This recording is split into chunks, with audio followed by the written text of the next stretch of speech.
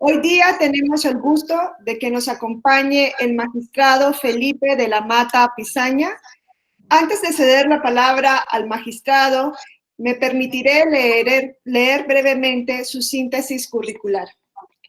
El magistrado Felipe de la Mata Pisaña es abogado por la Escuela Libre de Derecho con mención especial, maestro en Derecho por la Universidad Iberoamericana, doctor en Derecho con mención honorífica por la Universidad Panamericana y doctor en Derechos y Libertades constitucionalmente reconocidas con mención cum laude por la Universidad de Castilla-La Mancha, España. Asimismo, ha cursado la especialidad de los cursos de posgrado en Derecho en la Universidad de Salamanca y el programa de especialización en Justicia Constitucional, Teoría y Práctica Actual en la Universidad de Castilla-La Mancha. Ha publicado, entre otras, las siguientes obras: Control de convencionalidad de los derechos político-electorales, Manual del Sistema de Protección de los Derechos Político-Electorales en México, Derecho Familiar, Bienes y Derechos Reales y Procedimiento Especial Sancionador en la Justicia Electoral. El magistrado de la Mata ha sido profesor titular de diversas materias a nivel de licenciatura y posgrado en las universidades Panamericana, Iberoamericana y en la Facultad de Derecho de la Universidad Nacional Autónoma de México.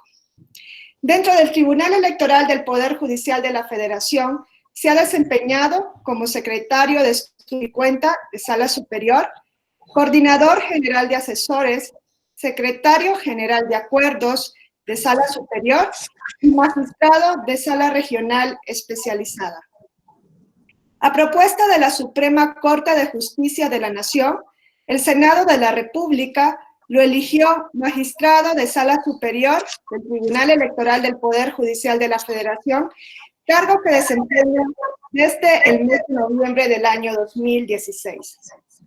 Hoy el magistrado de la Mata nos va a hablar sobre esquemas de argumentación para la redacción de sentencias. Y dicho esto, le damos la bienvenida al magistrado de la Mata y le cedemos el uso de la palabra. Bienvenido, magistrado. Muchas gracias. Vamos a comenzar la clase de hoy. Yo tengo lista una presentación que me van a hacer ahorita el favor de poner, ¿no? Como no la controlo yo, voy a estar pidiendo que le vayan avanzando, ¿va? Entonces, si oyen que digo la siguiente es porque quiero eso, que avance la presentación. A ver, esta plática es la plática que yo, sobre todo cuando yo era magistrado de la sala especializada, tenía yo con mis secretarios. Es decir, yo cuando contraté a mi grupo de secretarios de la sala especializada, pues a ver, irse a la sala especializada era en la fundación, era una locura, porque primero no ganabas más que los secretarios de otras salas regionales. Además, tenías que resolver en 72 horas. Tenías que fundar la sala, lo cual era siempre empezar desde cero, era un reto. Entonces, yo lo que hice fue buscar, pues, a ver, pues gente que quisiera trabajar conmigo, pero pues no podía ser gente, pues, con mucha experiencia, porque si era gente con mucha experiencia, que ya supieran proyectar, etcétera, pues seguramente no iban a querer o querían ganar más, y eso no era posible en ese momento. Entonces, el grupo de secretarios, que era un grupo de secretarios jóvenes, y yo creo que eran buenos, porque con el tiempo, dos de ellas, especialmente, se volvieron magistradas de tribunal local, y uno se volvió consejero de una OPLE. Ese grupo de secretarios, lo que hicimos fue buscar un grupo de personas, pues pensantes, ¿no? Que fueran inteligentes, aunque no supieran electoral, que medio pudieran proyectar. Y ahí fue justamente, y eso es lo que les quiero decir, lo que empezamos a construir. Entonces, les voy a pasar primero, en esta plática, trataré de sintetizar esta charla que a lo largo de los meses fui dando con mis secretarios de la sala especializada, sobre todo, porque ahora en sala superior se imaginarán que ya el cúmulo de trabajo es tal que no siempre les puedo enseñar a proyectar. Pero aquí, a este grupo de secretarios sí que pude formarlos y mucho enseñarles a proyectar. Y enseñarles a proyectar bajo nuevos esquemas, ¿no? Entonces, la primera advertencia es, esta es una plática lista o digamos dimensionada hacia un grupo de profesionales del derecho específicamente que se quieren dedicar a ser secretarios. Y el tema justamente es cómo hacemos una mejor sentencia, porque esa es la pregunta que nos tenemos que hacer todo el tiempo. ¿Cómo le hacemos para hacer una mejor sentencia? A ver, la siguiente cuestión que quiero aclarar es, estoy convencido que no puede escribir una buena sentencia aquel que no piensa bien. Una vez leí que Vargas Llosa decía que quien escribe bien, aquel que piensa bien, ¿de acuerdo? Entonces, lo primero es, si digamos, tienes que tener una metodología interna en tu fuero de ordenación de tu cerebro. Y eso no es suficiente con tener muchas ganas. Se necesita ser muy ordenado y llevar varios pasos. Una vez que terminas los pasos, entonces sí que te pones a escribir. Primero piensas y luego escribes. No es al revés, porque eso habría que decirle a los secretarios. Y es que, en general, también me he dado cuenta que las escuelas de abogados, de licenciados en Derecho, pues la verdad, vamos, no producen el tipo de profesional que la realidad necesita, ¿no? Eso es algo que un día tendremos que pensar, ¿no? ¿Por qué nuestra profesión está generando profesionistas que en realidad no sirven, ¿no? Es decir, en la licenciatura, pues estudias Derecho Constitucional, estudias Derecho Procesal, estudias Derecho Civil, pero no puedes redactar una escritura, no puedes redactar una demanda, no puedes redactar una sentencia, no puedes redactar un contrato. Pues perdón, ¿algo está mal? Pues si eso es justamente a lo que nos dedicamos los abogados, nosotros no vivimos de dar conferencias, los que practicamos, no somos filósofos ni literatos, lo que hacemos es trabajar en temas jurídicos. La perspectiva de la universidad del siglo XXI sigue siendo la perspectiva del siglo XVIII. Creo que hay que cerrar un micro. ¿Sí? ¿Ya me están oyendo bien? Porque se oye. La perspectiva de la universidad del siglo XXI es la misma que dice que, bueno, es la misma de la universidad del siglo XVIII, y eso es completamente absurdo, ¿de acuerdo? Tenemos una teórica que no corresponde a la realidad de los abogados. Miren, fíjense cómo un ingeniero, a ver, simplifica, ante un problema lo simplifica, lo ordena y lo resuelve. ¿Qué hace un abogado muchas veces? Lo complica, digamos, lo hace complejo y lo más importante, no sé si lo resuelva. ¿Qué significa? Que tenemos que cambiar la fórmula en la cual se está enseñando en las universidades. Nuestra materia es una materia práctica, eso lo digo todo el tiempo cuando estoy en mis clases, pero es importante que nos quede claro, ¿de acuerdo? Bueno, ahora, vamos ahora la presentación, ¿ya la pusimos? Porque tengo que verla también para poder llevar la presentación.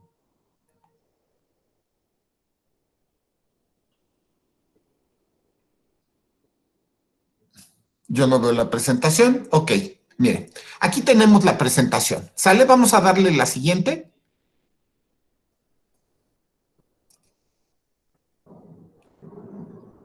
Miren, a ver, la clase de hoy vamos a ver estos temas, ¿no? Primero, metodología, el tema de la metodología para pensar un poco de que el problema en realidad es un problema de método.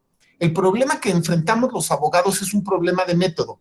Como nos hacen estudiar derecho como si fuera literatura o como si fuera filosofía, pero no como lo que es fundamentalmente una materia práctica, entonces tenemos un problema mental, ¿no? Es decir, en lugar de resolver, complicamos, pero eso lo voy a tratar en un momento. Vamos a partir de ahí a ver los consejos que le doy normalmente a los secretarios de cómo estudiar un caso, después cómo redactar un proyecto de sentencia y finalmente la comunicación pública de la sentencia. Estos tres temas son súper importantes, ¿no? Porque me parece que un tribunal del siglo XXI no puede pensar que la sentencia es exclusivamente el papel con el cual da respuesta al expediente o al problema específico, sino que hoy día se tiene que plantear cómo comunicamos la sentencia. Y eso también lo voy a tratar, aunque sea rápidamente. Vamos a darle la siguiente, por favor. Sí, la siguiente.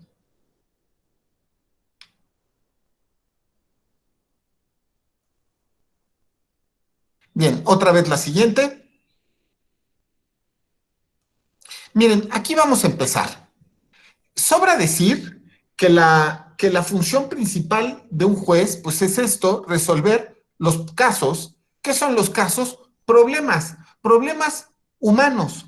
Y esto implica justamente, pues, que identifiquemos, que el juez esté en posibilidad de identificar el problema, ¿no?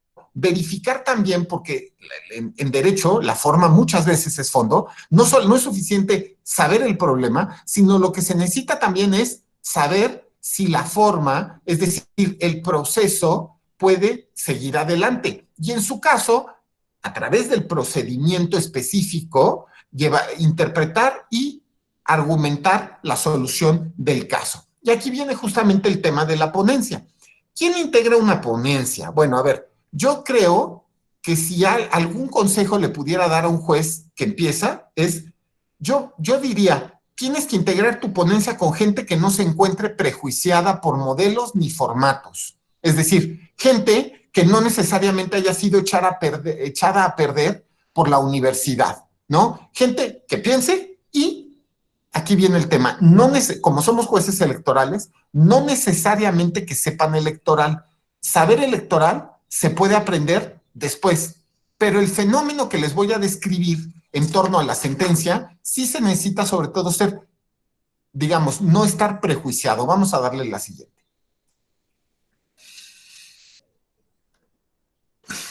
Sí. Miren, ¿por qué? Aquí viene la cuestión. ¿Cómo aprendí yo a hacer sentencias? Yo aprendí a hacer sentencias leyendo sentencias.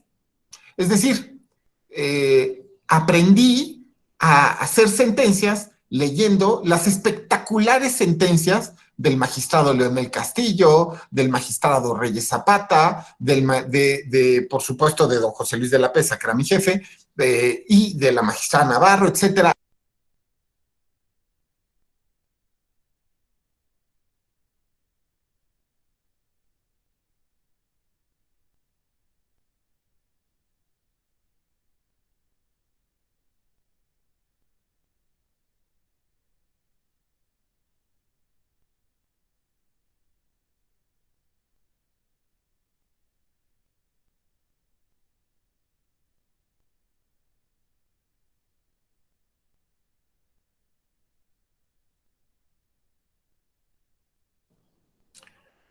¿Ahora sí me oyen?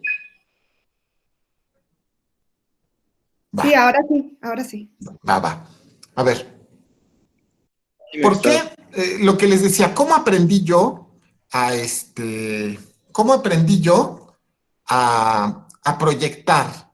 Aprendí a proyectar leyendo sentencias, ¿no? Es decir, lo que me decían era, pues ahí tienes tú una sentencia, léela, entiende lo que dice y ya está. ¿De acuerdo? Bueno, ¿cuál es el problema de este método? ¿Qué es lo normal? Es decir, tú vas a la universidad, pero en la universidad pues estudias el derecho como si fuera filosofía.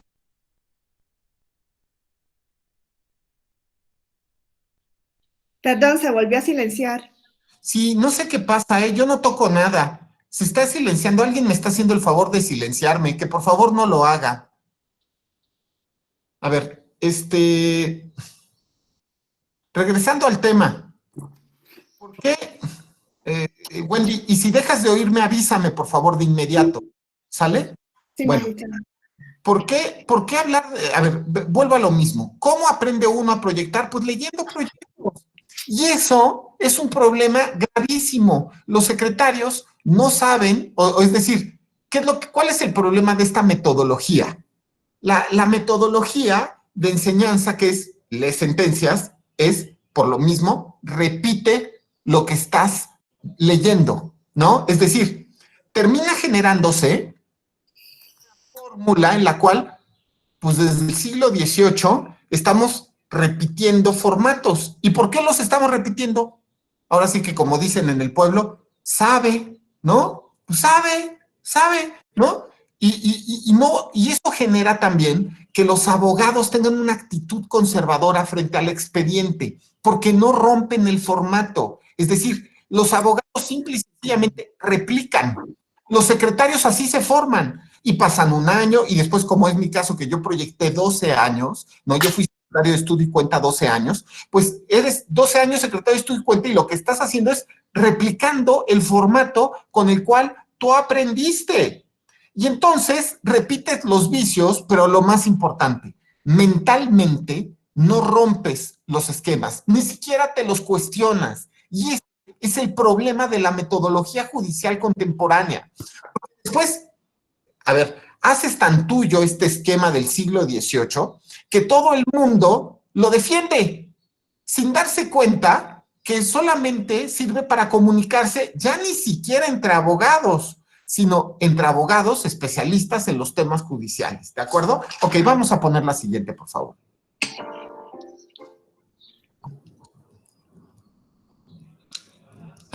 Miren, la cuestión es, ¿cuál debe ser la posición del secretario o del juez específicamente frente a un método para crear una sentencia? Pues yo diría la de un rebelde, ¿no? No tenemos por qué repetir los esquemas del siglo XVIII, XIX o del XX. No tenemos por qué utilizar palabras incomprensibles si es que se pueden evitar.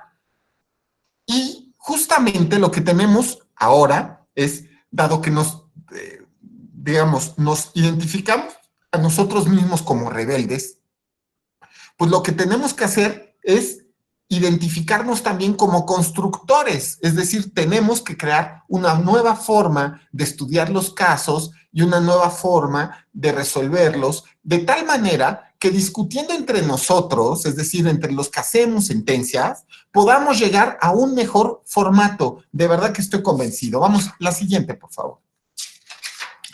Bueno, vamos primero a establecer cómo estudiar un caso, porque ahí empieza todo. Si estudiamos bien el caso, si somos puntuales, si establecemos un método, vamos a poder resolver bien el caso y vamos a poder, por lo tanto, hacer una buena sentencia, ¿de acuerdo? A ver, la lectura del expediente tiene que hacerse una lectura cuidadosa y absoluta. Perdón, esto es evidente, pero es que los secretarios a rato pareciera que no les queda claro. Y es importante tener la relación cronológica de las actuaciones procesales. Miren, esto es como una especie de receta de cocina. Si ustedes comienzan diciendo lectura del expediente, ¿no? Ya la cumplí, ¿de acuerdo? Entonces podemos pasar a lo siguiente, porque después de leer adecuadamente el expediente pasamos a lo siguiente, que es la identificación del problema jurídico. Esto es lo más importante. ¿Cuál es el problema? ¿Y cuál es el problema? Significa normalmente, a ver, tan claro, ¿cuál es el acto impugnado? ¿Cuáles son las razones que lo sustentan? ¿Qué quiere el actor? ¿Y cuáles son las razones que tiene el actor? Es que es tan simple como eso. Perdón que lo diga. Si nos queda claro cuál es el problema, ya empezamos en nuestra mente a imaginar una estrategia de respuesta, ¿no? Bien, y justamente lo que hacemos es diseñar la estrategia de respuesta. Pero a ver, sigamos estudiando el expediente. A ver, vamos a la siguiente. Miren, la siguiente cuestión es, perdón que lo diga, una vez me acuerdo que me pasó como secretario. Una vez me pasé escribiendo un fondo, que era una nulidad de una elección. Vamos, ya no me acuerdo, pero creo que me tardé como 2 semanas escribiendo el fondo. Y me acuerdo que lamentablemente era un desechamiento, ¿no? ¿Por qué? Porque no había checado bien los presupuestos procesales. Afortunadamente, había otras cosas para discutir si era o no presupuesto, o sea, si era o no desechamiento, y terminamos entrándole a fondo. Pero se imaginan 2 semanas de trabajo echado a perder, ¿no? Porque en derecho, acabo de decir, la forma es fondo. El procedimiento es tan importante como el derecho sustantivo. El derecho al procedimiento, de hecho, es un derecho sustantivo. Y aquí está justamente, yo lo que hacía era recomendarle a los secretarios, además de que llevaran así, lectura del expediente, identificación del problema, aquí les decía, hagan como una especie de tabla con los presupuestos procesales y contéstenla, aunque parezca ridículo. A ver, apunten, el acto impugnado se notificó tal día y tal día se presentó la demanda de acuerdo a la página tal, ¿no? O sea, como una especie de checklist, ¿no? Personería, hay personería, ¿de acuerdo? Ok, la siguiente. Bien, ahora tienes que leer con claridad, identificar justamente los elementos, digamos, que forman la litis. En su caso, el acto de autoridad y los informes correspondientes. Es prácticamente una litis mental. En este momento ya sabes más o menos de qué se trata y tienes una idea. Pero viene una cosa que a mí siempre me divierte mucho. A ver, vamos a la siguiente. Miren, a ver, aquí les voy a decir algo. Normalmente en derecho procesal siempre se discute si existe un sistema de prueba tasada o de, digamos, valoración libre de la prueba. En realidad, les voy a ser sinceros, toda valoración del juez de materia probatoria es libre, porque al final del día, inclusive las pruebas tasadas llevan, digamos, a la valoración individual del juez. Y si al juez no le convence el resultado, aunque devenga del análisis obligatorio de la prueba tasada, pues tendrá que construir la argumentación necesaria para desvanecer la presunción que tiene a su favor la prueba tasada. Le hace, por ejemplo, de una documental pública, ¿de acuerdo? La documental pública lo que hará será justamente desvanecer, en su caso, por ejemplo, se podrá a través de otras pruebas, pues podrá construirse en contra, por ejemplo, de la documental pública, pero para eso tiene que conocer la totalidad de las pruebas. A mí siempre me ha divertido mucho, lo reconozco, el análisis probatorio. Me parece que es un tema súper importante y de hecho el tema es si te genera o no te genera convicción. Es que es tan fácil. Esto no es una receta de cocina, ¿de acuerdo? No es tan simple como échale 2 huevos y ponle una tacita de harina. No es tan fácil. A ver, simple y sencillamente es, a mi juicio, es así. ¿Ya viste todas las pruebas? ¿Piensas que está demostrado este hecho o no? Así, así. Es que así de claro. A ver, es que pareciera de verdad que en la universidad nos generan una opinión contraria, ¿no? A ver, piensa tú y dime si las pruebas que existen te generan a ti, convicción. Si te genera, sigue adelante, ¿de acuerdo? Bien. Bueno, obviamente, la siguiente, por favor. Obviamente, el juez tiene que saber el derecho aplicable, ¿no? Los métodos de interpretación. Miren, los métodos de interpretación, pero fundamentalmente los métodos de interpretación se pueden utilizar con con la lógica de que el que piensa bien, escribe bien, ¿de acuerdo? Recuerden ustedes los métodos que ha establecido la Corte para el análisis constitucional, la fórmula en la cual tiene que preferirse los métodos de interpretación. También en la propia ley de medios de impugnación existen pues, los medios digamos, los métodos de interpretación que se encuentran en ella, el sistemático, el funcional, el gramatical, ¿de acuerdo? A ver, pero al final del día, la labor del secretario es identificar el derecho aplicable, ¿no? A ver, vamos a seguir. ¿Se acuerdan ustedes de la vieja frase, dame el hecho y yo, dame los hechos y yo, dame los hechos, yo te diré el derecho? Pues es justamente eso, ¿de acuerdo? Ahí está, dame los hechos, ¿no? Dame los hechos de acuerdo a las pruebas, dame los hechos y simple y sencillamente lo que haces es aplicar el silogismo jurídico, ¿no? La norma, el hecho, la conclusión, es decir, el derecho específicamente actualizado. Cuando ya terminaste de hacer eso, pasamos a la última. La siguiente, por favor.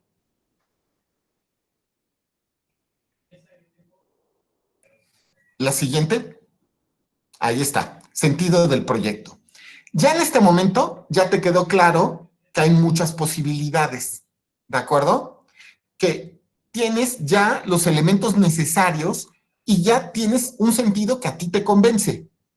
Es importante, sobra decirlo, es importante que derivado del estudio del expediente llegues al sentido del proyecto y no al revés.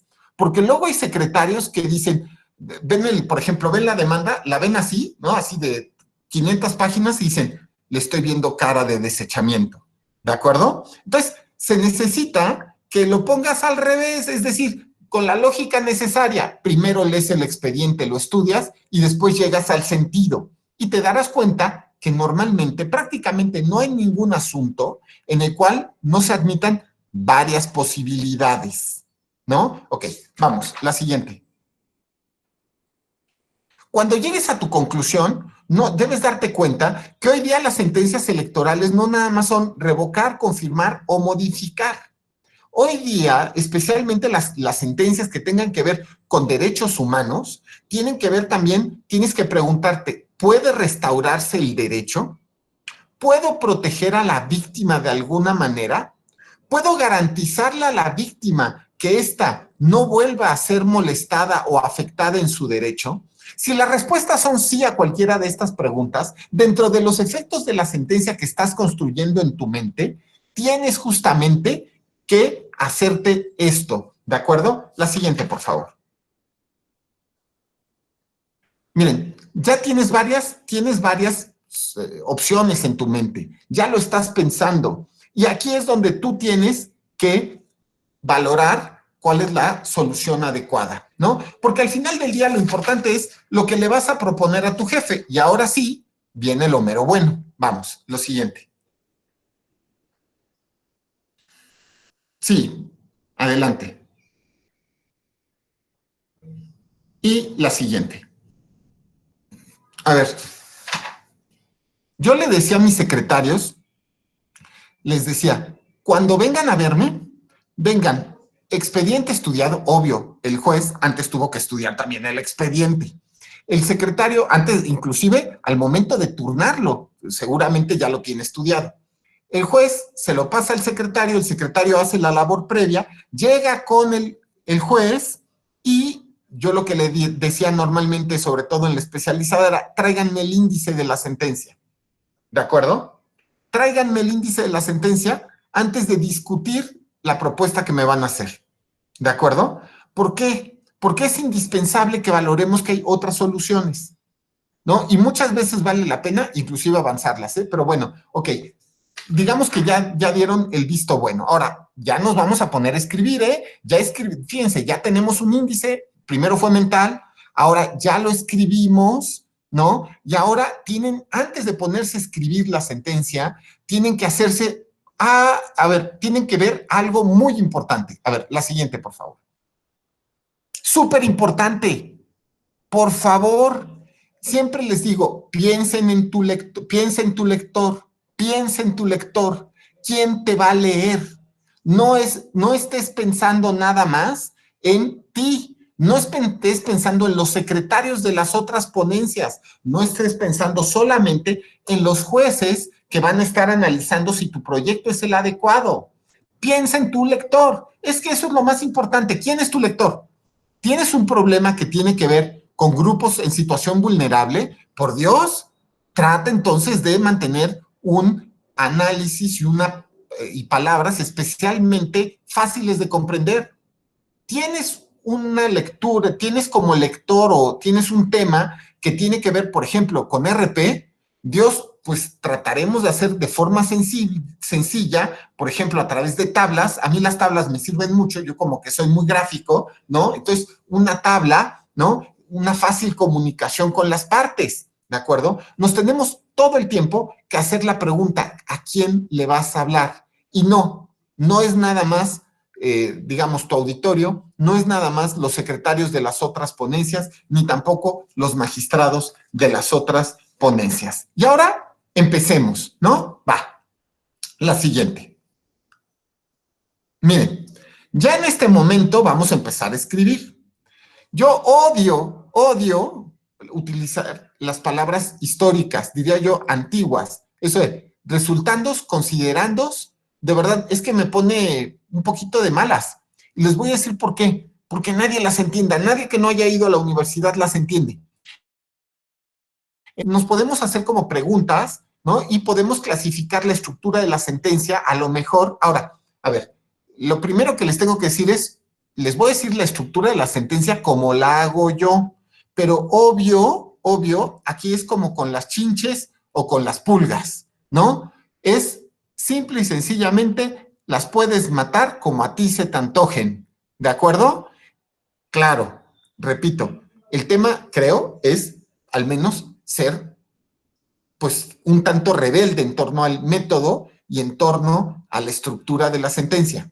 Repetir y repetir no es la mejor solución, creo. Ahora, entonces, ¿cómo lo hago yo? Pues, a ver, yo estructuro la sentencia así. Primero unas cuestiones previas que aquí ven, después los temas procesales, el fondo y la solución, ¿de acuerdo? Si ustedes se dan cuenta, en mucho, no es más que aplicar específicamente la fórmula, que por otro lado es la que forma el silogismo jurídico. Empecemos.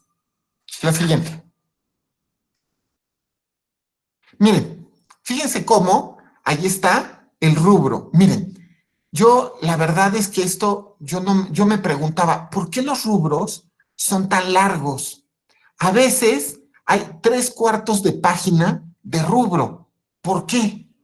Y saben, distrae mucho que la primera página sea el rubro. El rubro es una síntesis del expediente, es una síntesis de la sentencia. O sea, ¿cuál es la razón de ser de esos rubros tan largos donde ponemos los actores, los terceros interesados, donde ponemos todo eso? La pregunta es, y sobre todo, de verdad, como lo hacemos así en chiquito, al margen derecho, no sé por qué en el derecho, bueno, me imagino que era porque los expedientes históricamente se han cosido, pero bueno, el rubro, pues, la verdad es que la primera pregunta que me hago es, ¿por qué repetimos los rubros como siempre los repetimos? ¿No? Entonces, yo, por ejemplo, yo digo, si voy a poner una síntesis, que sí me parece importante empezar con una síntesis, de eso voy a hablar ahora, pues entonces el rubro ya no tiene sentido como síntesis, porque si es una síntesis, es una mala síntesis. Y si no es una síntesis, pues no le veo sentido más allá de identificar la sentencia con el expediente. Normalmente yo lo que hago es poner el número del expediente, pongo el magistrado ponente, aunque a ratos he pensado en quitarlo también, aunque ojo, no quiero que digan que soy un sacón, digamos, ¿no? Entonces por eso lo he puesto. Y el nombre de los secretarios los pongo a pie de página, no porque no sean valiosos, evidentemente son espectacularmente valiosos, ¿no? Simple y sencillamente es para que sea más fácil la lectura. A mí me parece que la utilización de notas a pie de página es, pues es muy útil en las sentencias, ¿no? Especialmente se puede leer mucho mejor. A ver, no tiene por qué ser diferente una sentencia a cualquier trabajo en materia jurídica, ¿no? A ver, la siguiente, por favor. A ver, siempre digo una cosa. Cuando resulta que una sentencia tiene que empezarse a leer de atrás hacia adelante, seguramente la sentencia está mal, ¿no? Y es que resulta que en el método que se utiliza desde el siglo XVIII ponemos resultandos, considerandos y puntos resolutivos, pero todo el mundo lo único que quiere saber es qué pasó con el caso. Entonces empieza siempre con el punto resolutivo, ¿no? Y entonces terminas consultando primero la hoja 130 que la 1.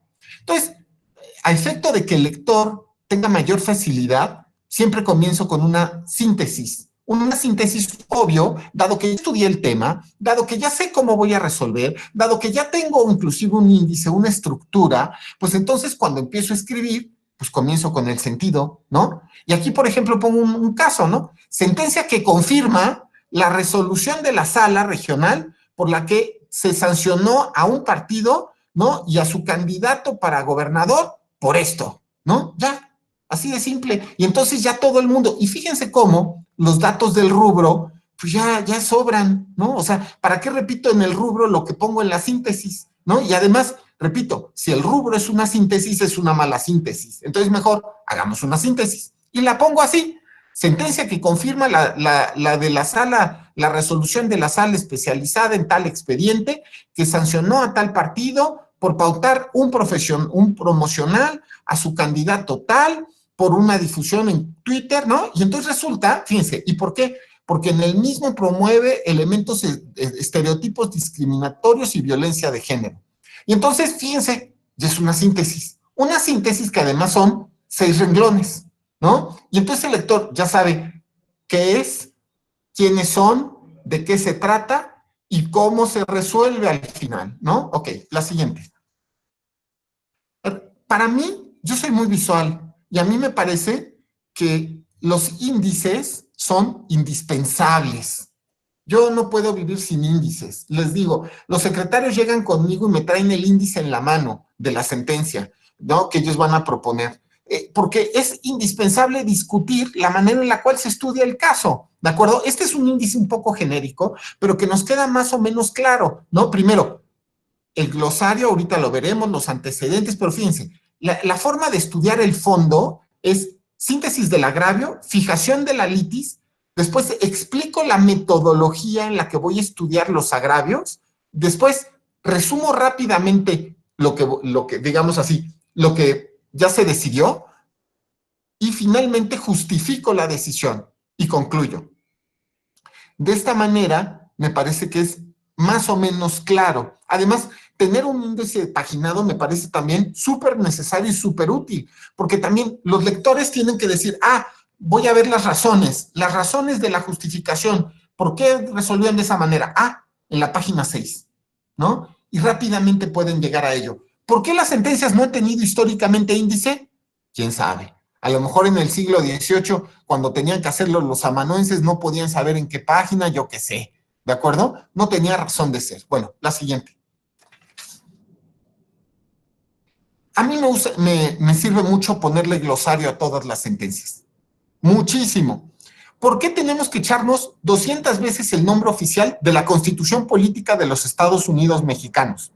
Ojo, de la Ley General del Sistema de Medios de Impugnación en materia electoral. Dios, qué nombre tan largo, ¿de acuerdo? ¿Por qué tenemos que echarnos esos nombres tan largos, no? Simple y sencillamente busquemos nombres que a la Constitución Política de los Estados Unidos Mexicanos, pues la llamamos Constitución, ¿de acuerdo? Entonces, pues así, ¿no? En este caso, como teníamos que utilizar bastantes temas internacionales, pues dejábamos de decir Comisión Interamericana de Derechos Humanos y nada más decíamos Comisión Interamericana, ¿no? Y miren, por ejemplo, esto de Ley General del Sistema de Medios de Impugnación en materia electoral, Dios, es que es larguísima, entonces le pusimos Ley de Medios, ¿no? Como una especie de nombres fáciles que se puedan utilizar. Muchas veces también, aquí defino actor, aquí defino tercero interesado y lo voy utilizando de esa manera.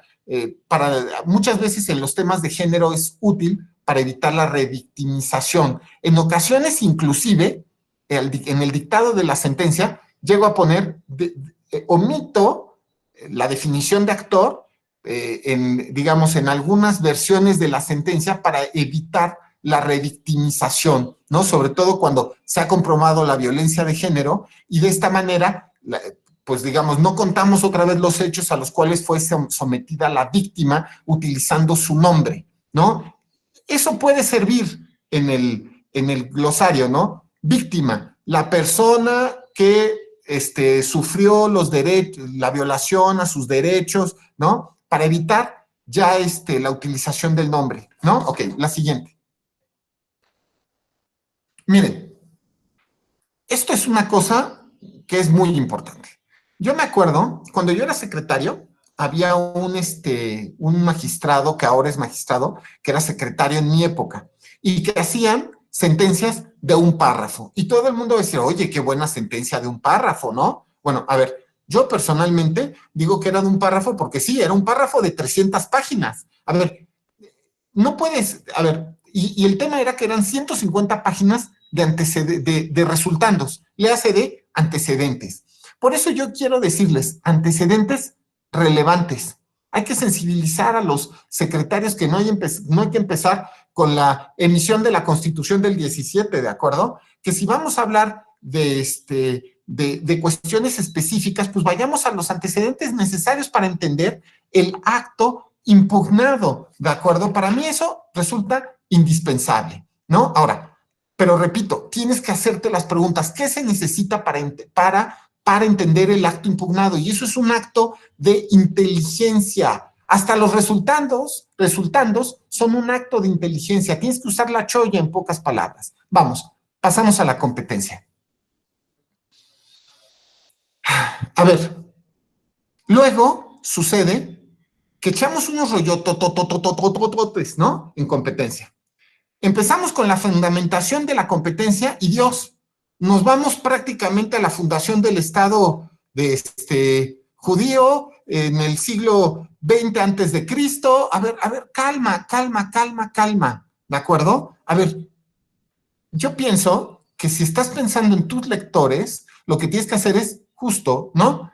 Miren, esto es un ejemplo. La sala superior es competente para conocer, ¿no? Por tratarse de recursos que controvierten una resolución de la sala especializada, ¿no? Lo cual solo le toca al órgano jurisdiccional.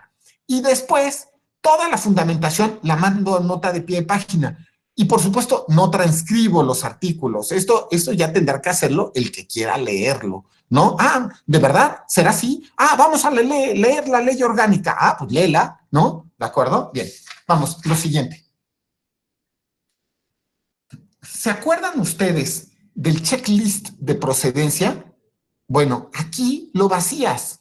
Y entonces empiezas con, así, oportunidad, legitimación y personería, ¿no? Pero de verdad es que utilizar el checklist es útil, ¿no? O sea, de verdad, te sirve. Entonces, llenas el checklist y después ya es mucho más fácil. Fíjense, los medios de impugnación se presentaron en tiempo porque la resolución se notificó a tal día, mientras que los recursos se presentaron tal día. Pues es que eso es tan fácil como eso, ya para qué ponemos más cosas, ¿no? O sea, y surtieron efectos. A ver, si es procedente. A ver, el problema es cuando no resulta procedente o la procedencia no es evidente. Ahí sí hay que construir un poquito más. Pero si resulta evidente, pues justo, a ver, inclusive hay magistrados, y eso me parece muy razonable también, que dicen, si la procedencia es evidente, no es materia de la sentencia. Tiene que estar en el acuerdo de admisión. También se vale, ¿no? Eso también puede ser, ¿no? Es otra solución. A mí me parece que lo mejor es que se encuentre la procedencia también en la sentencia. Es más claro para las partes, ¿no? Sin embargo, cada quien, ahora es lo que les digo, cada quien puede matar las pulgas como se le antoje. Bien, ahora, la siguiente. Se tiene que identificar el problema jurídico.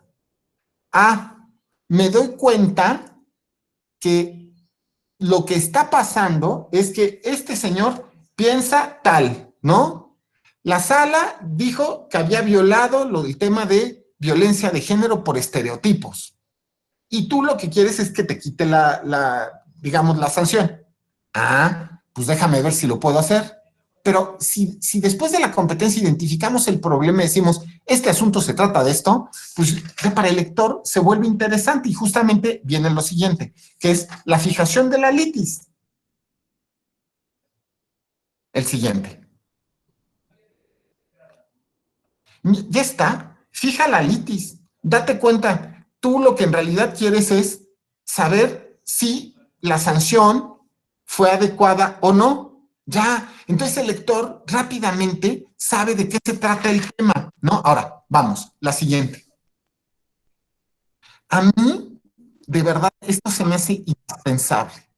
Después de que fijé litis, decir cómo voy a estudiar el caso. El método de solución de los agravios. A ver, es que me parece, me parece indispensable. Miren, aquí lo que hicimos fue dividirlos en temas, ¿no? Así, incompetencia de la sala especializada, que dice que no existe la difracción, que esto es contra la libertad de expresión, ¿no? Que no dan los hechos, perdón. Pues a mí me parece que simplemente con un esquema metodológico claro, previo a la lectura, pues se resuelven muchos temas, porque el lector entonces identifica la racionalidad que se encuentra atrás de el expediente, es decir, el método. Siempre digo también, con los secretarios nuevos, pero también a mis alumnos, les digo, el método es todo. Pareciera que los abogados nos han genéticamente predispuesto para hacer las cosas en difícil. ¿Sí? Tengo que ir por un poquito de agua, pero estoy aquí en 30 segundos. Perdón, ¿eh?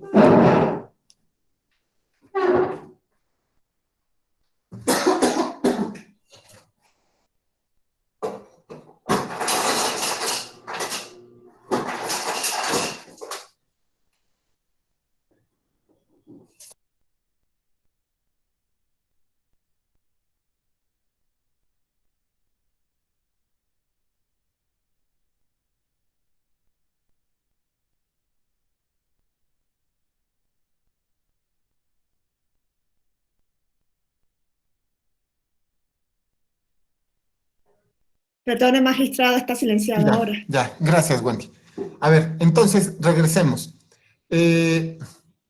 La metodología se vuelve indispensable, ¿no? Ahora, vamos, de verdad, es más importante a veces la metodología que todo lo demás, ¿de acuerdo? Centrar la litis y decir cómo la vas a estudiar se vuelve indispensable. Lo siguiente.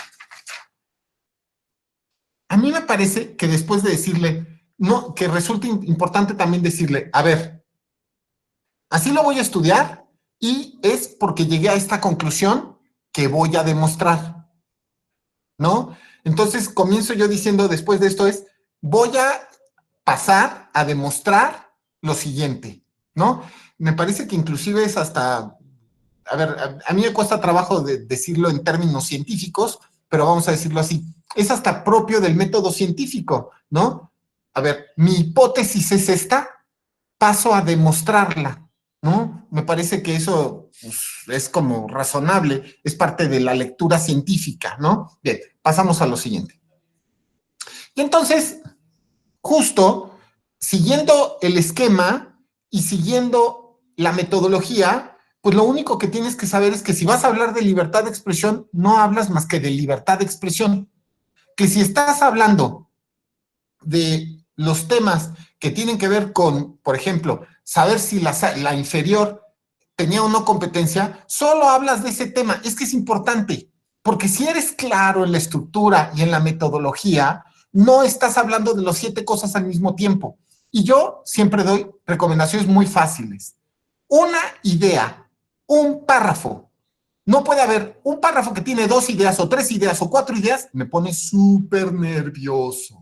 Normalmente digo, a lo mejor es una genialidad, ¿no? A lo mejor es el nuevo García Márquez jurídico, ¿no? Pero normalmente es una torpeza. Un párrafo, una idea. Y la siguiente cuestión, párrafos cortos. Cuando empiezo a ver párrafos de 10 renglones, bueno, es que me sale un sarpullido. Es que, de verdad, me pongo menos, seguramente me pondré menos afectado con el coronavirus que cuando veo un párrafo de una página. No se imaginan. Me pone de malas. Siento que el secretario ha perdido el uso de la razón. Ok, la siguiente, por favor. Seguimos, ¿no? Lo que les decía. Vaya, hoy mi garganta me está haciendo un jueguito. Lo importante es que el secretario entienda que tiene que respetar la metodología y la estructura. Eso es súper importante. Si vas a estudiar de competencia, solo escribes de competencia. Si vas a contestar el agravio de libertad de expresión, solo contestas el agravio de libertad de expresión y no otros. ¿De acuerdo? Bueno, cuando terminaste, venga lo siguiente. fíjense, concluyes. Es que dense cuenta cómo no es, lo que estoy diciéndoles no es más que la aplicación del método científico en la solución de los expedientes judiciales.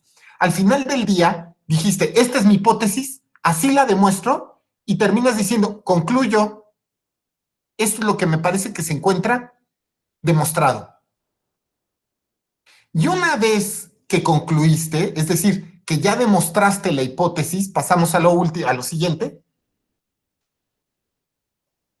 Pues a ver, lamentablemente en nuestra jerga utilizamos la palabra resolutivos, ¿no? Entonces, a ver, terminamos diciendo que resolvemos de esta manera, porque pues también tenemos que, en nuestra jerga, la gente pareciera que no entiende si no utilizas los resolutivos, ¿no? Entonces, lo que terminas diciendo ya es muy en concreto cuáles son los resolutivos, ¿no? Pero cuando ya utilizaste el método digamos, de resolución, como el que les planteo, pues me parece que es fácil. A ver, vamos, ya terminamos un modelo de sentencia. Ahora fíjense, vamos a tratar de repasar algunas cosas. A ver, siguiente, este está bien. Mire, a ver, primero, tienen que hacerse ustedes el propósito de que su sentencia sea ciudadana, es decir, que sea entendible por parte de la gente. Pero es un propósito, o sea, tienes que cambiarte el chip, no repetir lo que siempre has leído, sino tienes que decir,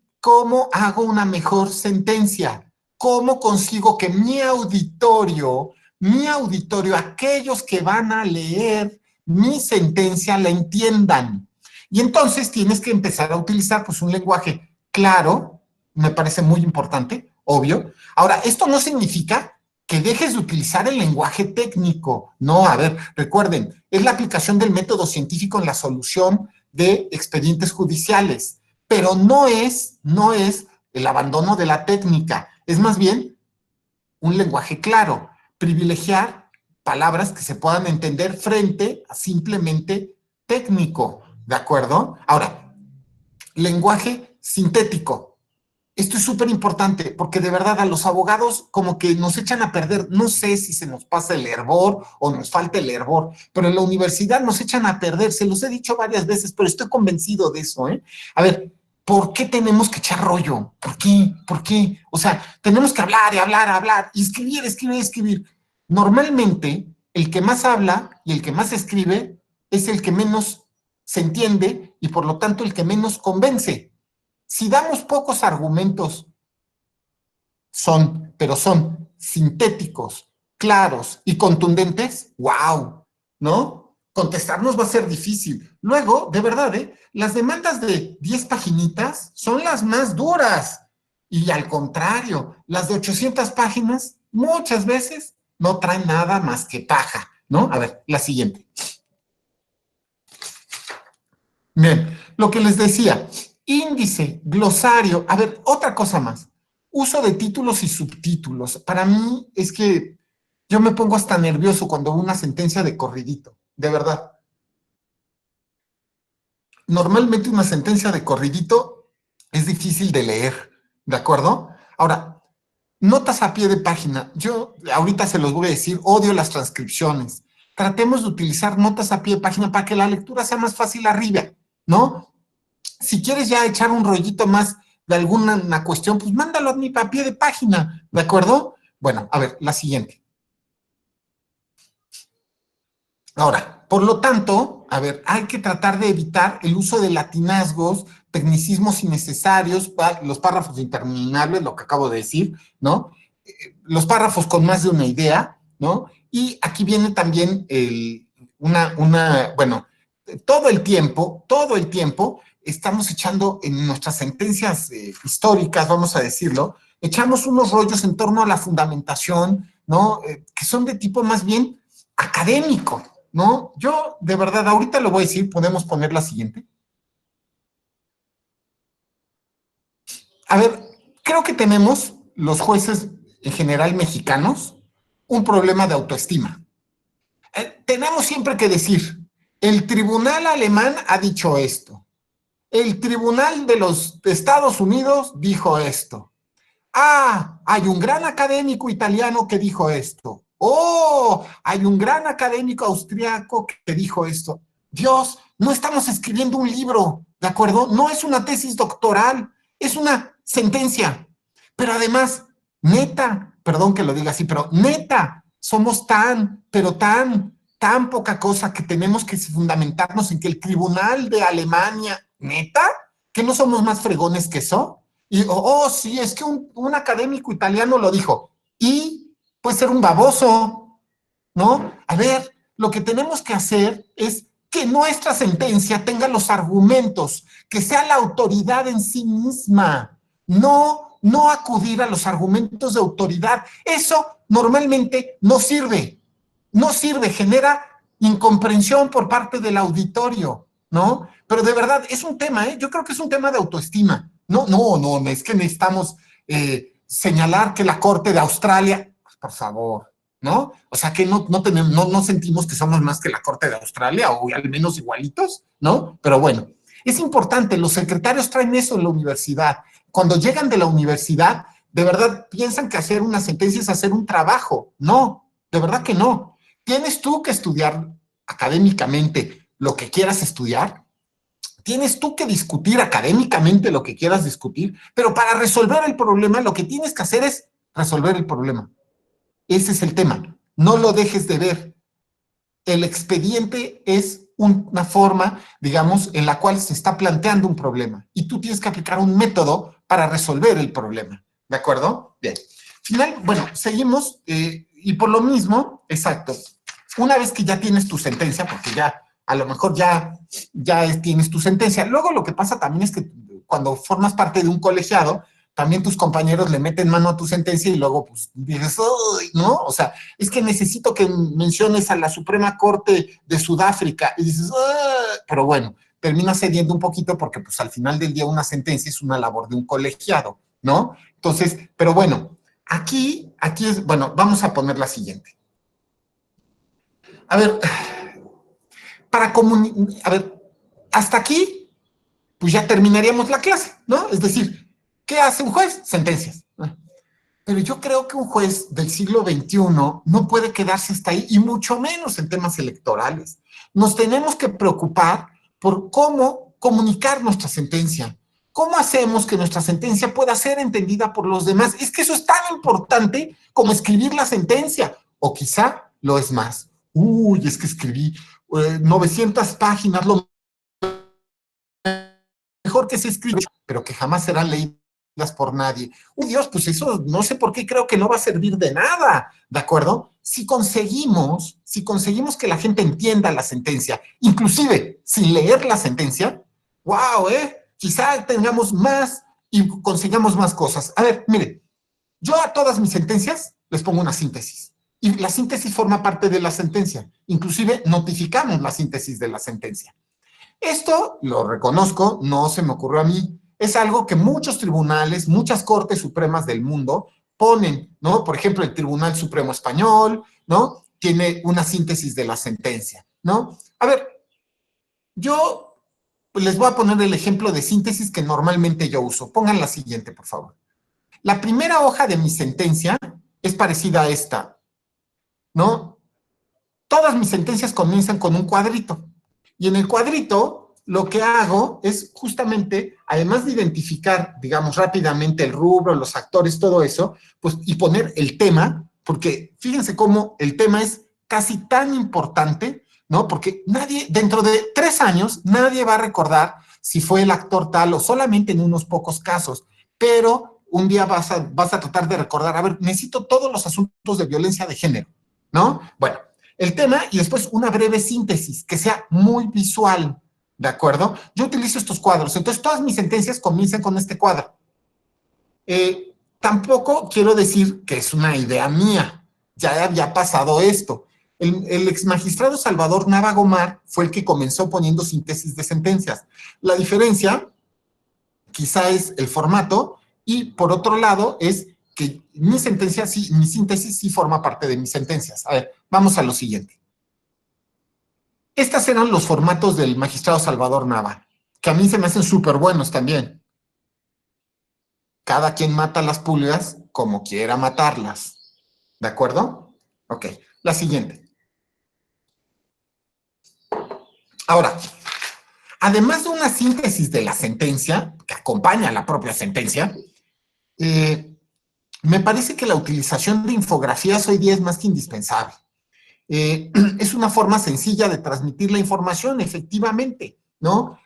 Les voy a decir, ha sido tan útil el tema de las infografías, que a ratos me parece que se leen más las infografías que las sentencias. Yo lo que estoy notando es que mucha gente se queda nada más con la infografía. A ver, de verdad, hay infografías mías que pongo casi de inmediato, las pongo en internet, pues que tienen 100 o 200,000 vistas, ¿no? Y yo digo, Dios, si solamente tengo 10,000 o 15,000 seguidores, ¿no? Sí, pero pueden haber 100,000 personas interesadas en el tema político, ¿no? Entonces, bueno, voy a tratar de explicarles muy rápido, a ver, vamos a ver la siguiente, ¿no? Voy a tratar de explicarles muy rápido cómo usamos cómo hacemos una infografía para que de verdad entiendan también, pues, el sistema que utilizo. No significa que sea el correcto y seguramente es mejorable.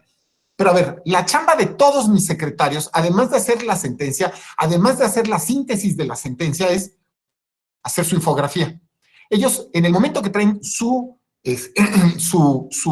digamos, su proyecto a revisión, también traen su infografía y su síntesis de la sentencia o del proyecto, ¿no? Yo ya estoy revisando desde antes las fórmulas de comunicación. La siguiente, por favor.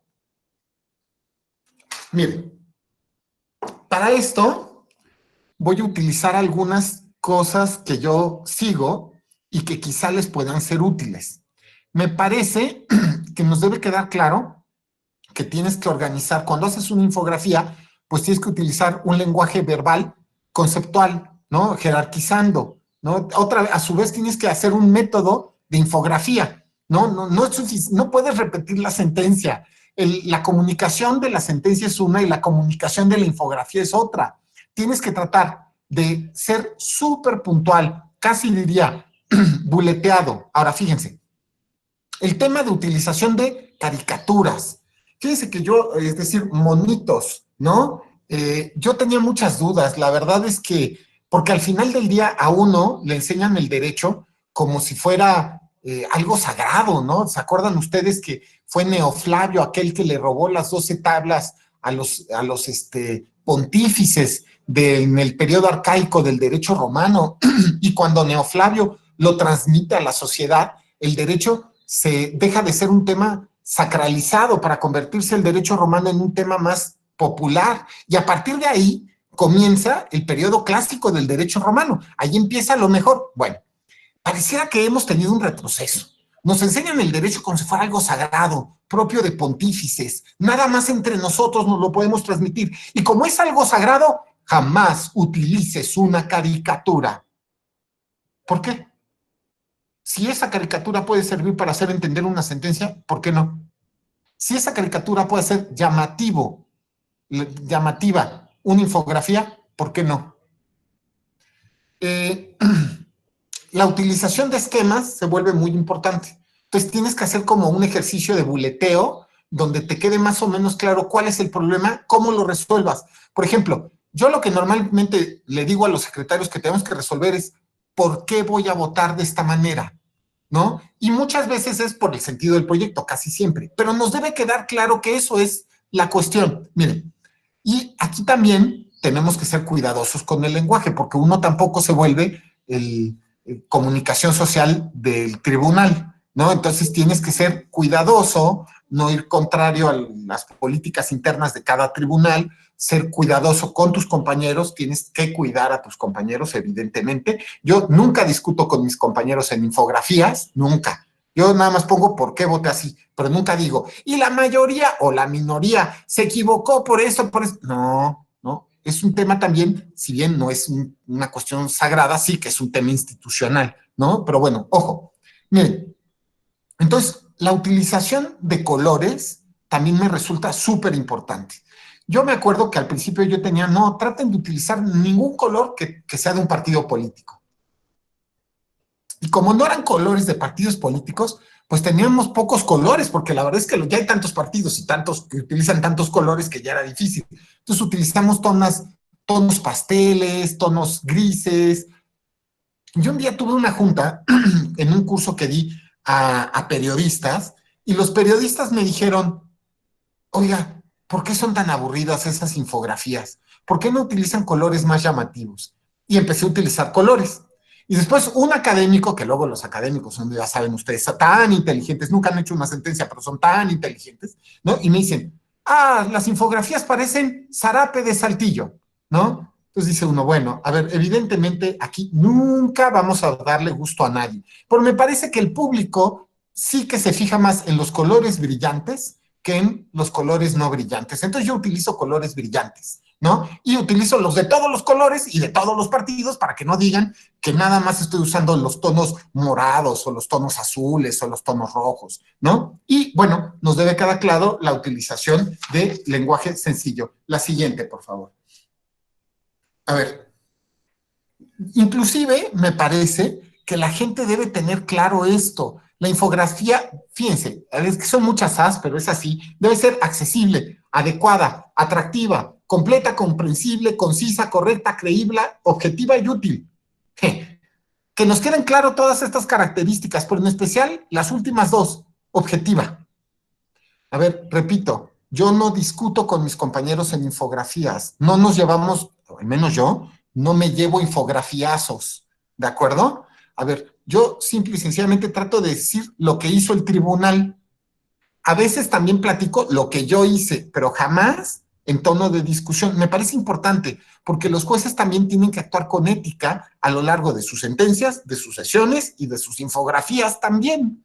Es que, de verdad, es más importante de lo que creemos, ¿de acuerdo? Porque de otra manera, pues, pareciera que también estás haciendo como juego sucio, ¿no? Ok, la siguiente. Bien, creo que si hubiera un método para hacer infografías, sería este. La primera es, tienes que, a ver, normalmente una sentencia resuelve un tema jurídico, normalmente. Hay sentencias que resuelven 10, pero normalmente es uno. Entonces, y si, a ver, si una sentencia resuelve 10, normalmente 8 no serán importantes. Entonces, escoge el tema que quieres difundir. 1, 2. Bueno, a ver, a lo mejor he tenido alguna que otra sentencia con más, con 3, pero ya es muchísimo. O sea, 1 o 2 temas. Y aquí es donde utilizo la cuestión. Normalmente es a través de preguntas. ¿Por qué? Porque eso identifica el tema. Ayer, por ejemplo, publiqué una infografía de la sesión pública de la Sala Superior. ¿Cuál era el tema? ¿Pueden los tribunales locales o las autoridades locales regular vías digitales de información, vías digitales de resolución de asuntos electorales mientras está la pandemia? Esa era la pregunta, a manera de pregunta. Y entonces ya todo el mundo lo utiliza. Yo normalmente le tengo prohibido a mis secretarios, y yo mismo lo corrijo, que es, en las infografías no utilizo nombres. No utilizo nombres de actores ni de partidos políticos, porque si no, lo que también he visto que sucedía cuando lo hacía, cuando ponía nombres, era que el ganador utilizaba tu infografía como si fuera campaña, ¿no? Entonces, utilizaba la infografía y decían, ya ven cómo tenía yo la razón, lo dice el magistrado. Y ese tampoco es el sentido de la infografía. La infografía no es campaña política, ni es campaña electoral, ni nada parecido. Entonces, se prohíbe la utilización de logos de partidos, nombres de actores, nombres de partidos. Es un caso jurídico lo que estoy comunicando en la infografía. Y eso es lo que utilizo. ¿De acuerdo? Nada más. La siguiente, por favor. Bien. Después, la utilización de elementos gráficos. A ver, yo la verdad es que en mi ponencia sí tengo contratado a un chavo que pues es diseñador, porque sí tenemos, o sea, sí utilizamos bastantes cuestiones de diseño. Entonces, sí necesitamos ayuda muchas veces. Sin embargo, todos mis secretarios saben utilizar los programas que normalmente utilizamos, ¿no? Esto, a ver, creo que es útil. Me parece también que ya se empiezan a notar como estilos, ¿no? Y digamos así, estilos pictóricos, ¿no? Cuando tienes un estilo pictórico específico respecto de un caso, ¿no? Y crees que pudiste comunicarlo bien, pues empiezas a repetirlo, ¿no? Entonces, me parece que también cada uno de mis compañeros que utilizan sus propias infografías, ya también notamos que empiezan a tener como su estilo infográfico, ¿no? Es decir, los diseños, los colores, las caricaturas, etcétera. La siguiente. Bien. Aquí viene otra cuestión más. Mire, una vez que tienes tu infografía, tienes que preguntarte también cuál va a ser la red social en la cual vas a comunicarte. Esto es tan importante como hacer la infografía. Lo que funciona bien en Twitter no funciona bien en Instagram. Lo que funciona bien en Twitter no necesariamente funciona bien en Facebook. Lo que funciona bien en Twitter, quizás sí funciona mejor en LinkedIn, pero no estoy seguro. A ver, evidentemente, cada red social tiene un diferente público, ¿no? Los chavos más jóvenes están en Instagram. Los abuelitos de mi edad, vamos a decirlo, están en Facebook, estamos en Facebook, ¿no? Twitter, pues tiene más bien como un lenguaje de selva, ¿no? Es una selva donde todo el mundo está golpeando y diciéndose y gritando, ¿no? LinkedIn tiene más bien temas profesionales, ¿de acuerdo? Entonces, también cuando estás haciendo tu infografía, debes saber el público al cual le estás tratando de llegar. Es un tema, ¿eh? Porque además, por ejemplo, en Instagram, pues la cuestión es que los chavos jóvenes que están en Instagram no les importa lo electoral. Entonces, sí es un tema. Llegarles es complicado y que les interese Dios. Es un reto, de verdad. No he podido, creo, resolver ese problema. El problema de Instagram no lo he podido resolver del todo, la verdad. Ahora, miren, yo además creo que es buena idea tener un blog. En el blog, por ejemplo, yo lo que hago es concentrar todas mis infografías, todos los artículos que escribo, todo el material que produzco, pues para que sea fácil de buscar. Yo creo que todos deberíamos hacerlo, ojo, me parece que todos los jueces deberíamos hacerlo, y también los secretarios generales, y etcétera, ¿de acuerdo? Bueno, yo por eso también creo que no es mala idea que inclusive los jueces escribamos artículos de difusión de líneas jurisprudenciales, ¿no? Me parece a ver, la buena noticia, es que ya hay muchos canales de difusión. La mala noticia es que la generación X y los baby boomers, ¿no? Estamos mal hechos. Entonces pensamos que la gente sigue leyendo el periódico. Y sí, hay algunos que leen el periódico, que son la generación X y los baby boomers. Pero la gente joven ya más bien está en vías digitales de comunicación. Entonces, lo que tenemos que empezar a diseñar, creo, es comunicar utilizar estas vías digitales de comunicación. Y tiene sus bondades. Sus bondades, entre otras cuestiones, son que puedes escribir más. Sé que no es bueno escribir más, hay que tratar de ser lo más sintético posible. Sin embargo, sí que puedes escribir más. Y eso, de verdad, a veces se valora. Porque en el periódico te dicen 2,200 caracteres. Y en cambio, cuando estás escribiendo en Animal Político o en Las Islas Ya Rota o en vías digitales, la verdad es que con que puedes escribir 4 o 5 páginas sin ningún problema. Claro, el tema es que no sé si te van a leer, ¿verdad? Porque ya son muchas páginas. Pero, bueno, lo vas metiendo. Ok, la siguiente. Aquí está un ejemplo de una infografía. No, algunos de ustedes a lo mejor lo han visto en mis cuentas de Twitter o de Facebook y pues habrán visto eso. Miren, aquí es más o menos lo que les decía, la utilización de muchos colores, colores brillantes, caricaturas, ¿no? ¿Cuál es el problema? ¿Cómo se resolvió? Y los argumentos. Ya está. Tratar de que sean cortas en la medida de lo posible. La siguiente, por favor. Bien. Hemos intentado otras veces, han sido muy exitosas las infografías. De verdad, yo creo que hoy día la gente más bien lee las infografías que las sentencias, ¿eh? A ratos estoy seguro, ¿no? Ojo, sin embargo, hay otras vías de difusión. Las otras vías de difusión que existen y que se pueden utilizar y que medio me han servido son, por ejemplo, la utilización de hilos, ¿no? Hilos electorales, así los he llamado, ¿no? Que son una serie encadenada de publicaciones. Yo normalmente publico un hilo o 2 a la semana. Normalmente los fines de semana que no hay mucho movimiento en la red, lo hago. Y sí, sí se lee. La verdad es que los hilos sí se leen. Ahora, les voy a decir lo que no nos ha servido, por si les sirve de algo mi experiencia. Al principio, sobre todo en 2018, quisimos empezar a hacer videos y podcast en los que tratábamos de explicar las sentencias. La siguiente, por favor. Miren, bueno, aquí hay un ejemplo de hilo electoral, ¿no? La verdad, los hilos sí sirven, ¿eh? Sí sirven para comunicar. Y sí son útiles, la verdad, bastante útiles, de hecho, ¿no? Y por el número de personas que los leen, te das cuenta que sí hay varios miles de personas que pueden estar interesados en el hilo, dependiendo del tema, ¿de acuerdo? Pero, a ver, la siguiente, no ha pasado lo mismo con el tema de los videos. A ver, bueno, estos son los videos de la sesión. Evidentemente esto no era el tema de los videos. A ver, la siguiente, empezamos a hacer videos justamente de expedientes. No sé si puede correr este video.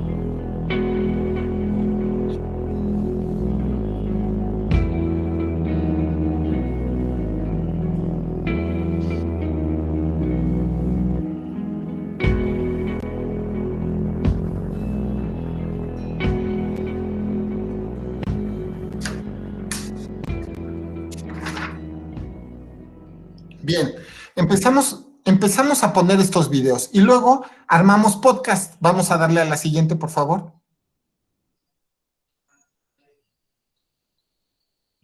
El podcast. Vamos al siguiente a este.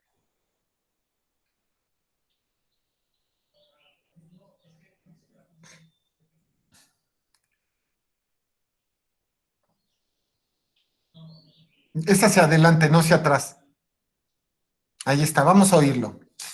Un pedacito del podcast. Te damos la bienvenida al podcast Entender Electoral, donde platicamos las sentencias más importantes resueltas por la Sala Superior del Tribunal Electoral.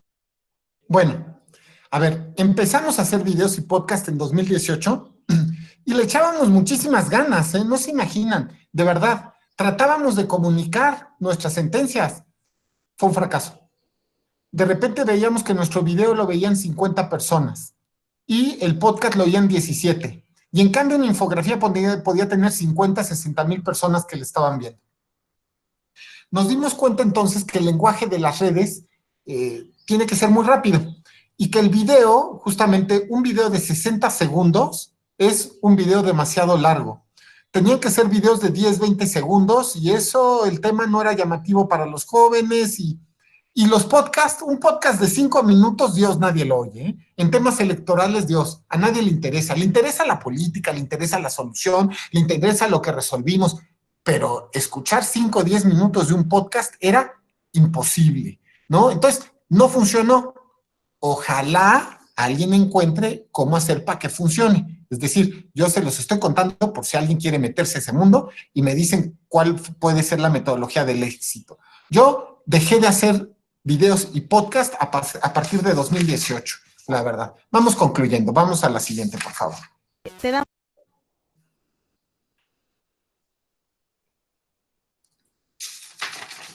A ver,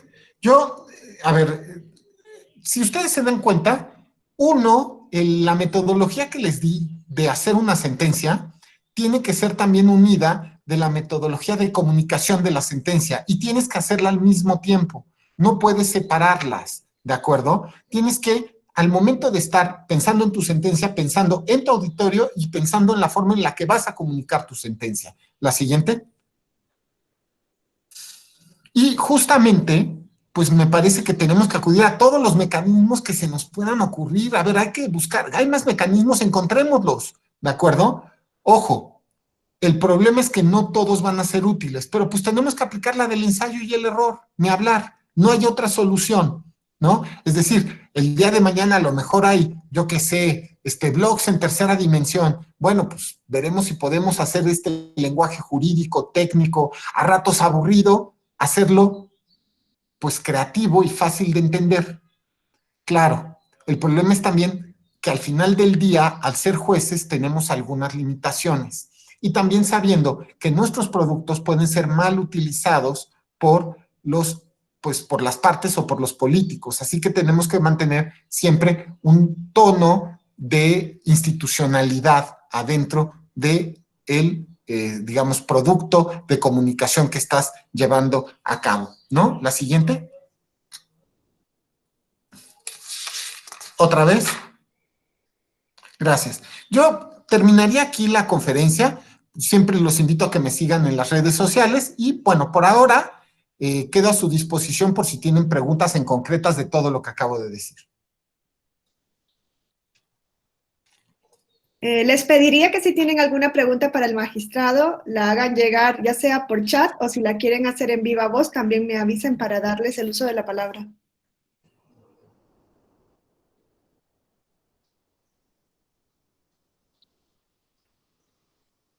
Sí, Norma Angélica Contreras. Sí, gracias. Pues muy buenas tardes, magistrado. Qué gusto verlo, qué gusto escucharlo. Igual, magistrada. Muy ameno.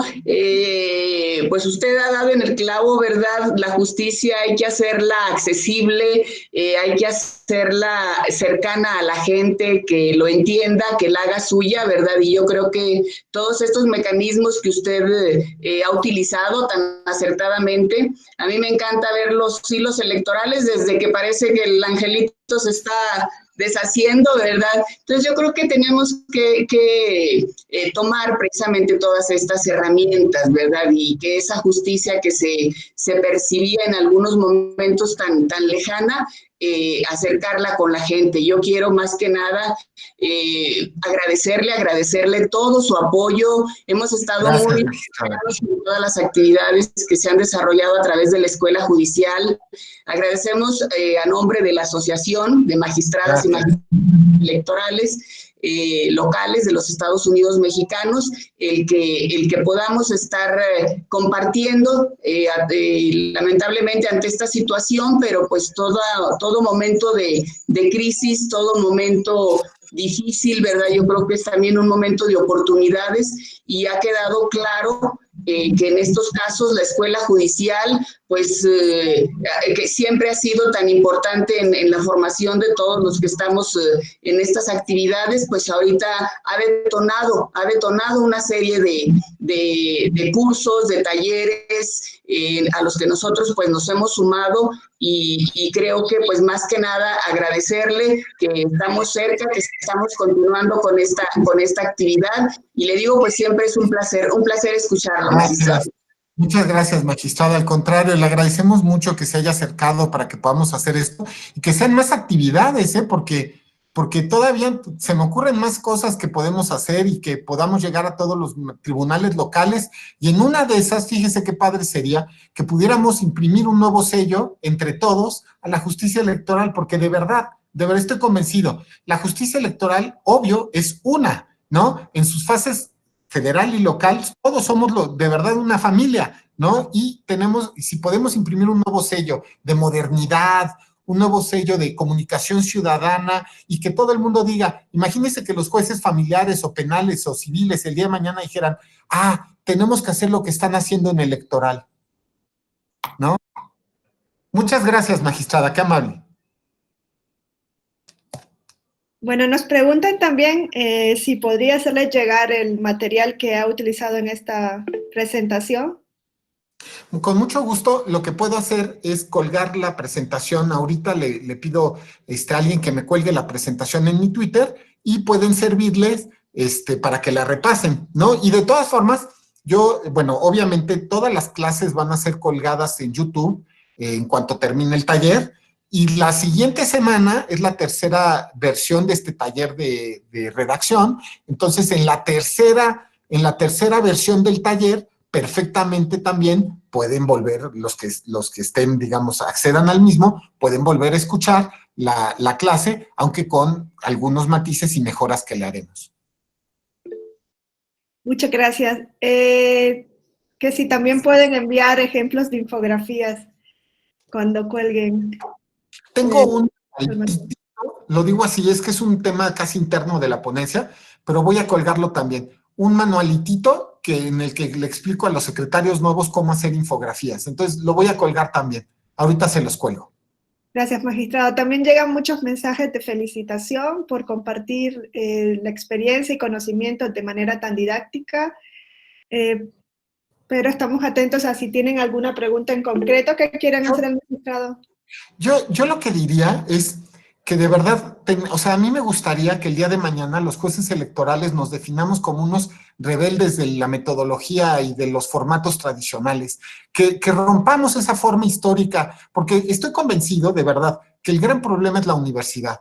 Nos enseñan a entender el derecho como se entiende la filosofía, no como lo que es fundamentalmente una materia práctica, ¿no? Es decir, sí, no sé, puede ser que nos guste a los abogados la filosofía o la historia, sí, todo eso está muy bien. Pero el tema es práctico, cómo resolver un problema. Y eso es lo que esta plática ha tratado de hacer, ¿no? De inspirar que todos rompamos lo que nos enseñan en la universidad, o mal enseñan, porque evidentemente es mal enseñan, y lo más importante, que nos demos cuenta que los jueces tenemos, además de la función de resolver, la función de comunicar. Esa sería la cuestión. Si no hubiera más, querida Wendy, ¿hay algo? Sí, Carlos Ezeta pregunta si podría dar algunas técnicas sintéticamente para poder resolver las sentencias en el poco tiempo, considerando que en la materia los asuntos se tienen que resolver de manera rápida. Sí, tiene toda la razón. Mire, esto es como la bici. Yo soy muy malo andando en bici, pero la verdad es que me doy cuenta que si yo leo 800 libros de cómo andar en bici, jamás voy a aprender a andar en bici. Creo que lo que hay que hacer es resolver y resolver y resolver y resolver. A ver, yo me acuerdo que mi primer desechamiento, ojo, el primer asunto que yo resolví en mi vida era un desechamiento. Tenía 40 páginas. La única forma en que podemos hacerlo es resolviendo. Lo primero es, yo digo, a los secretarios les digo, como consejos mínimos es, piensa en tu auditorio, piensa en el lector, y segundo, estructura. Estructura y método. Así de simple. ¿Hacia dónde vas y cómo lo vas a demostrar? Si cuando llegan contigo en el momento que vas a revisar tu proyecto, traen un índice, ay, yo me siento tan tranquilo, de verdad, yo hasta mando, a veces, mis secretarios lo podrán certificar, los mando de regreso, ni siquiera dejo que me den cuenta, si no llevan el índice, porque el índice se vuelve indispensable para saber si las ideas son claras. Entonces, hagan un índice y hagan un checklist de la procedencia, porque de verdad luego pasa eso, estudié mi proyecto tiene 200 páginas, me pasé 3 semanas haciéndolo y era un desechamiento, ¿no? En fin. Bueno, Irma Montiel le pregunta si la cuestión de maximización de derechos va en cuestiones previas. Mire, yo creo que la maximización de derechos se encuentra en la posición del juez frente al expediente. Es decir, se encuentra en todo momento. Creo que ya también, a lo largo de estos años que hemos tenido comunicación entre toda la Judicatura Electoral Nacional, nos ha quedado claro que la misión de la Judicatura Electoral no se encuentra, de verdad, no se encuentra restringida a los temas específicos de solución de las elecciones. No, es proteger los derechos de la gente. Eso es lo importante. Esa es nuestra misión. Los derechos de los ciudadanos al votar, los derechos de los ciudadanos al ser votados, los derechos de las minorías a tratar justamente de que el piso se ponga parejo, ¿de acuerdo? Esa es nuestra misión. Entonces, la visión de la solución del problema tiene que ser justamente, digamos, la que se encuentre dentro del corazón del juez y del secretario en todo momento. Sin embargo, en la experiencia también me he dado cuenta de algo. Yo al principio les voy a contar algo. Cuando a mí me eligieron magistrado de la especializada, después yo había sido 12 años secretario de estudio y cuenta, había sido 5 o 6 años funcionario del tribunal, entre otras cuestiones secretario general de acuerdos de la sala superior, ¿no? Y sin embargo, me di cuenta que la posición del juez frente al expediente es muy diferente de la posición del secretario frente al expediente. Es decir, la posición del secretario es fundamentalmente, pues, digamos, del análisis del caso. Ley, jurisprudencia, expediente. La posición del juez es la de la prudencia. El juez debe entender que tiene que resolver el problema y no hacerlo más grande. Eso es súper importante. Siempre se lo digo a mis secretarios. A ver, ¿tú quieres que explote el mundo o qué? ¿No? A ver, calma. Vamos a pensar si esto es razonable. De verdad, es que nuevamente en la universidad a los abogados no nos enseñan que lo que tenemos que hacer es estudiar los casos de manera prudente y razonable. Bueno, a veces la prudencia también es ser imprudente. Y es decir, romper esquemas. Y dentro de eso se encuentra justo el tema de protección a los grupos en situación de desventaja. Es simple y sencillamente destruir los esquemas formales que nos enseñaron previamente. Magistrado, nos pregunta también Claudia Torres, ¿cuáles serían los estándares que debe tener una sentencia en cuanto a sus cualidades estructurales?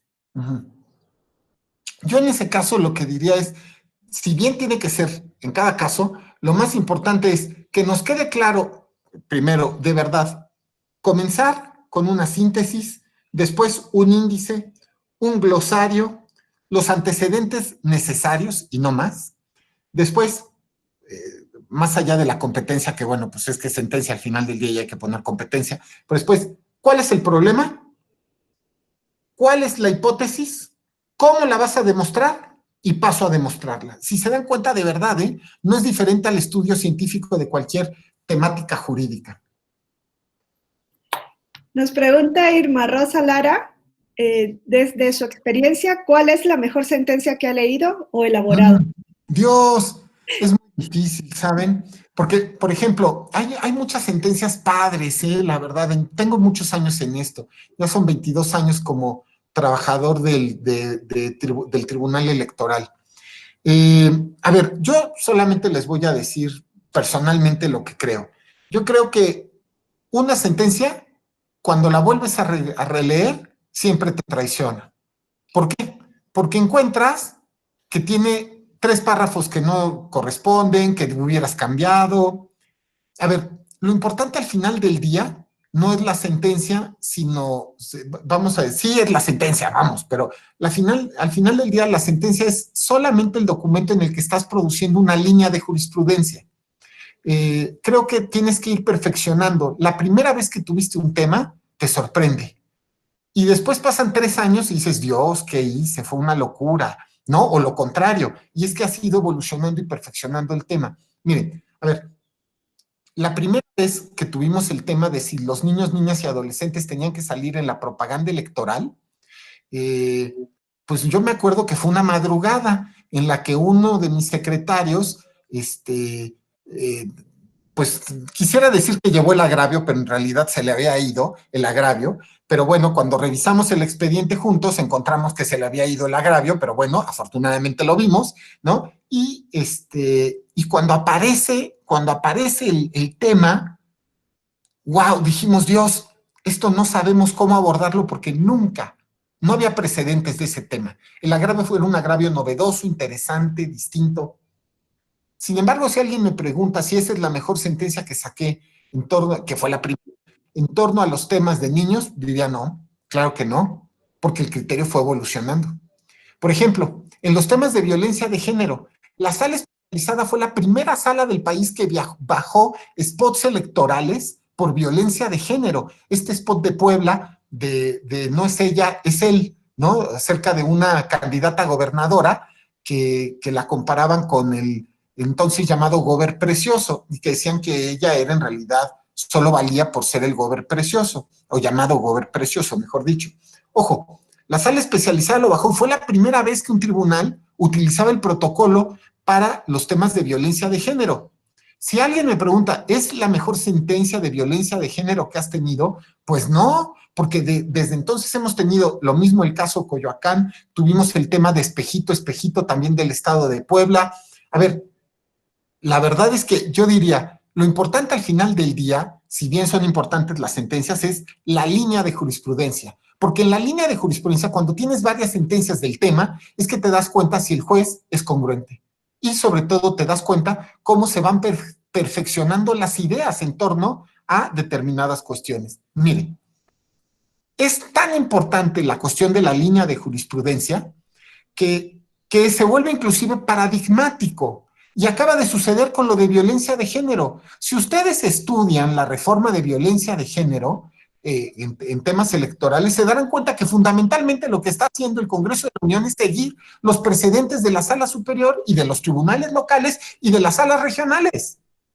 Pues ¿será acaso que después de meditar los temas y de resolver los problemas, pues resulta que no lo hemos hecho todos, no lo hemos hecho tan mal, ¿no? Y creo que eso es algo que también debemos pues, ser satisfactorio, ¿no? Si está siendo paradigmático para la legislación, pues significa que es algo que hemos hecho bien y no significa que sea perfecto, significa que tenemos que seguir trabajando. Y eso es lo que yo diría, pero fue una pregunta muy buena la que me hicieron. Bueno, nos llegan una última pregunta, si lo estimado magistrado. David Palomino pregunta si podría recomendar un texto literario que le haya servido al momento de elaborar sentencias. Oigan, es que esto es como la pregunta de los 100,000. A ver, a mí me sirve, ojo, a mí, el libro que sacó la Sala Monterrey respecto de metodología de las sentencias. Si quieren, también al ratito le pido a que lo tuiteemos. Está en PDF y está en la biblioteca digital del tribunal y con mucho gusto lo podemos subir. Me sirve, pero no resulta suficiente, porque esto es como la bicicleta. Tienes que hacer sentencias, ¿no? Y con el tiempo lo harás mejor. Y con el tiempo evolucionará mejor tu criterio, y con el tiempo tendrán más estructura, y con el tiempo harás mejores y mejores. Esto sí es una cuestión de oficio, la verdad. Por eso yo siempre digo que cuando terminas la carrera eres un inútil, hasta que te sientas a aprender un oficio, es un oficio jurídico, es que en realidad empiezas a ser útil, ¿no? Y puede ser oficio de notario, oficio de abogado, oficio de juez, los oficios normales de nuestra carrera. Bueno, magistrado, Claudia Torres también hace una pregunta que creo pues que es de lo que se ha estado hablando en esta sesión. ¿Por qué un nuevo modelo de sentencia? Bueno, a ver, yo más bien diría, ¿por qué un viejo modelo de sentencia? O sea, porque los modelos viejos, la pregunta es ¿por qué los seguimos repitiendo? Que son los mismos del siglo XVIII, ¿no? Porque de verdad son del siglo XVIII. A ver, me parece que tenemos que si el fin del juez es tratar de comunicarse mejor con la gente y ya no te conformas nada más con resolver de forma más o menos razonable, pues sino que además tienes que evidenciar que tu línea argumentativa es razonable. Ojo, tengo que aclarar varias cosas.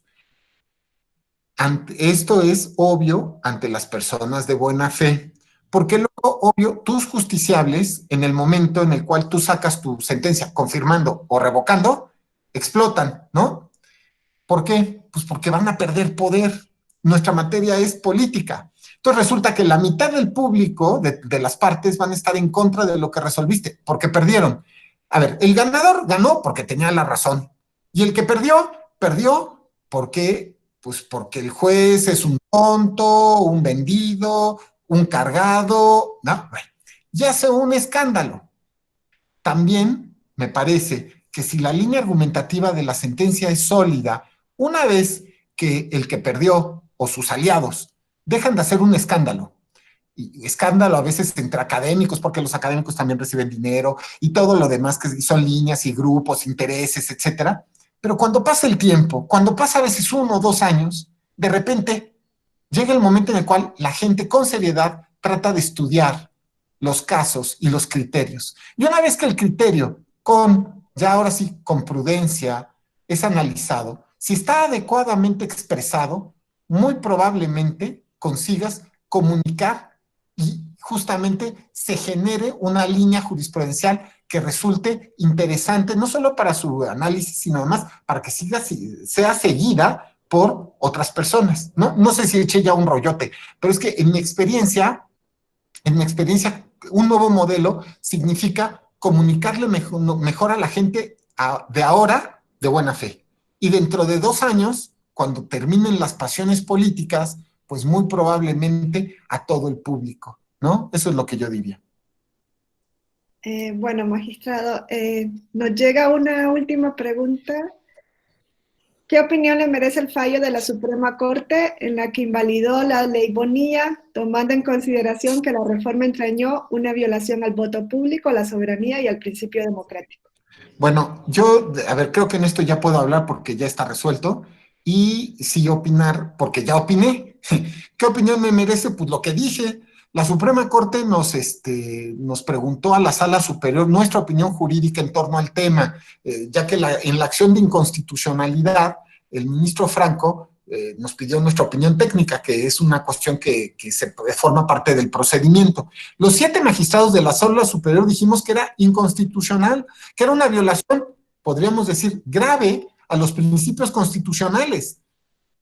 Me parece que la Suprema Corte hizo lo que tenía que hacer, que era posiblemente lo único que se podía hacer. Los 7 magistrados de la Sala Superior lo pensamos, los 11 ministros de la Corte lo pensaron, y lo más importante, parecía que no podía haber otra solución, y eso es lo que yo podría decir.